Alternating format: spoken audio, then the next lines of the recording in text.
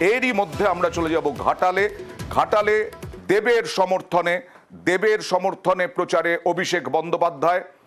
দেবের সমর্থনে একসঙ্গে রোড শো করবেন। ঘাটালে দেবের প্রচারে অভিষেক বন্দ্যোপাধ্যায়, একসঙ্গে রোড শো অভিষেক দেবের। কবে করবেন, কখন করবেন, কি বৃত্তান্ত সব জানবো প্রতিনিধি সোমরাজের সঙ্গে। সোমরাজ, দেখো, যেটা সূত্র মারফত জানা যাচ্ছে, অভিষেক বন্দ্যোপাধ্যায় তৃণমূল কংগ্রেসের সর্বভারতীয় সাধারণ সম্পাদক, তিনি আগামী 7ই এপ্রিল পশ্চিম মেদিনীপুরের ঘাটালে যাবেন। ঘাটালে তৃণমূল কংগ্রেসের লোকসভা কেন্দ্রের প্রার্থী দেবের সঙ্গে রোড শো করবেন। পশ্চিম মেদিনীপুরের ঘাটালে এই রোড শো হবে। কয়েক কিলোমিটার জুড়ে এই রোড শো করবেন অভিষেক বন্দ্যোপাধ্যায় ও ঘাটাল লোকসভা কেন্দ্রের তৃণমূল কংগ্রেস প্রার্থী দেব। প্রসঙ্গত তোমায় জানিয়ে রাখি, ওই সময় মমতা বন্দ্যোপাধ্যায়ও জঙ্গলমহলে থাকবেন।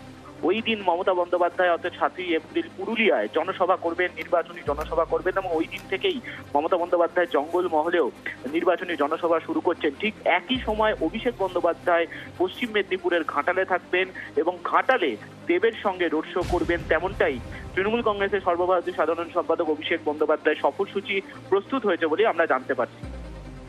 কোচবিহারে সাংগঠনিক বৈঠক, অভিষেক বন্দ্যোপাধ্যায় সাংগঠনিক বৈঠক থেকে কি বার্তা দেন সেদিকেই এখন তৃণমূল কংগ্রেস কর্মীরা তারা তাকিয়ে। কারণ কোচবিহারে দিনহাটা বারবার উত্তপ্ত হয়, ভেটাগুড়ি বারবার উত্তপ্ত হয়, মেখলিগঞ্জ, শীতলকুচি, এই জায়গায় বিজেপির সঙ্গে লড়াই করতে হয় তৃণমূল কর্মীদের, বিজেপি কর্মীদেরও তৃণমূল কর্মীদের সঙ্গে লড়াই করতে হয়। আজকে মদনমোহন মন্দিরে পুজো দিলেন অভিষেক বন্দ্যোপাধ্যায়। মদনমোহন মন্দিরে পুজো দেওয়ার পরে তিনি এবার সেই কর্মী সভার বৈঠক করবেন।